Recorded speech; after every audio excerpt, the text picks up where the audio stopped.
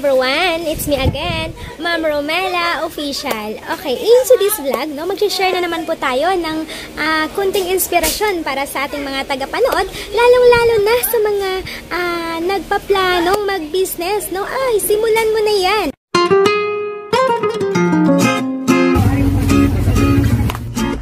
Before anything else, no, I would like to thanks to our beloved supporters. Thank you so much sa mga tumatangkilik dyan sa aking munting channel.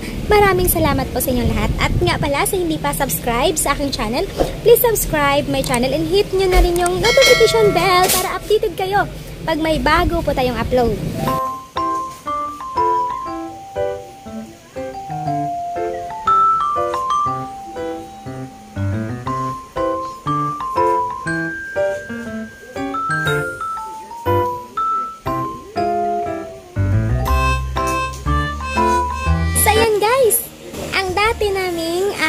Tigda 2 piraso na mga canned goods, no?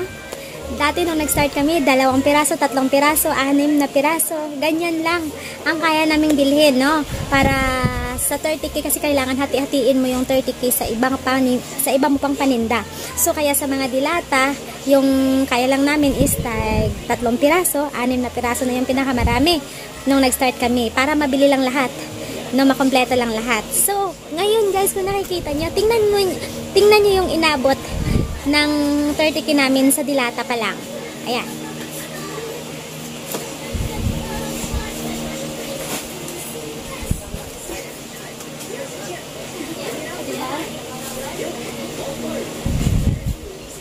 Diba? So, ganyan din ang mangyayari sa inyo guys kapag nagtiyaga lang kayo. No?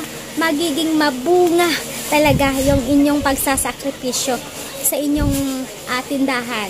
No, tiyaga lang talaga ang puhunan, no? Hindi sa laki ng puhunan, ng pera na puhunan, kundi nandun din sa sipag at tiyaga. Kasi anin mo yung malaking puhunan mo kung hindi ka naman marunong magdala ng negosyo. So, malulugi yan, hindi rin yan magbubunga.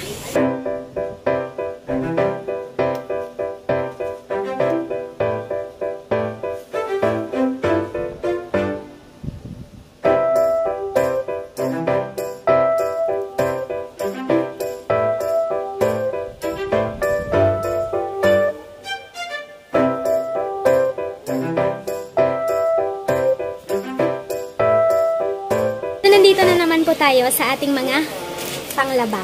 No? So, kung nakikita nyo, no? Ang dami na naming sabon. Okay, nung nag-start kami, ganun din. Kung ano yung sa dilata, ganun din dito. So, noon, per dozen lang ang kaya namin, no? 2 dosena, 3 dosena, ganun lang. Kasi 30k nga, diba? So, ibang ibang items pa kailangan. So, dapat, or 1 dosena nga lang, meron niya akong 1 dosena lang, oh. So, pero ngayon, oh, kung nakikita nyo, yan. O, diba? Ganun na siya ngayon. So, ini-inspired ko lang kayo guys, no, na magsimula magnegosyo.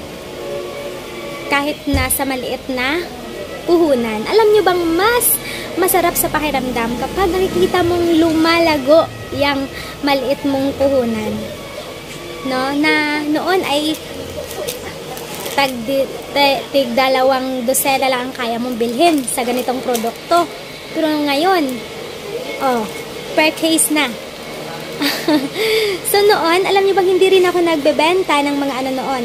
Hindi ako nagbebenta ng mga katulad ng mga ganitong items, no? Yung malalaking items, no? Hindi ako nagbebenta noon kasi nga ganitong items. Noon hindi ako nagbebenta ng ganitong items kasi yung binebenta ko nang nag-start kami is mga fast-moving product lang. Yung mga fast-moving product. Kasi nga, yun naman talaga ang importante kapag nag-start ka. Kailangan mga fast-moving product lang muna yung iyong uunahin, no? Tsaka ka na lang bumili ng mga di ganun mabenta pero hinahanap sa iyong tindahan kapag may libreng may libreng pera ka na or may kita, yung kita ng iyong tindahan. Yun yung ipamili mo ng mga produktong hindi ganun ka fast moving pero may naghahanap. Kahit konti-konti lang. Manang may ibigay tayo sa ating customer. So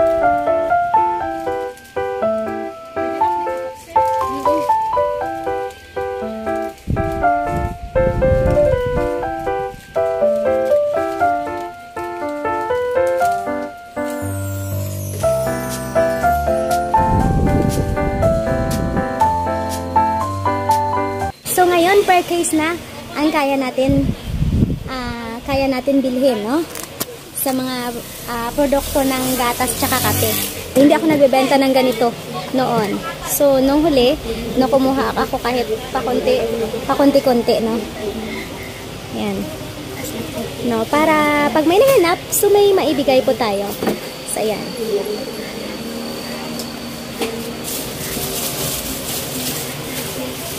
Oo nga pala guys, sa mga nagtatanong kung saan kami kumukuha ng aming stocks or mga produkto, doon kami kumukuha sa mga ahente.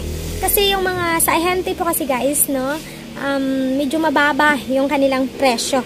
No, kaya kailangan talaga nating maghanap ng mga supplier na mababa ang presyo para makakalaban tayo sa ibang tindahan pagdating sa presyo.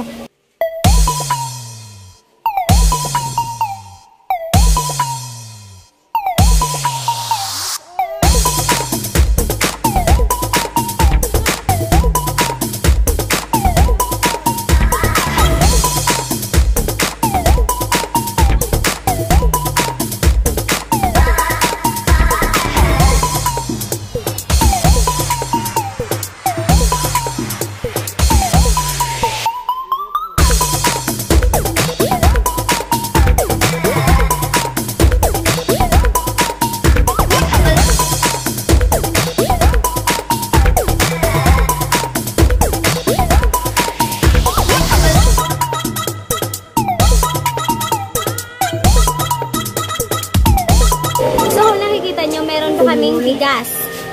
Ayan, yung bigas namin ay dinagdag na lang din namin yan. Ayan. Yan ay bunga din ng 30K.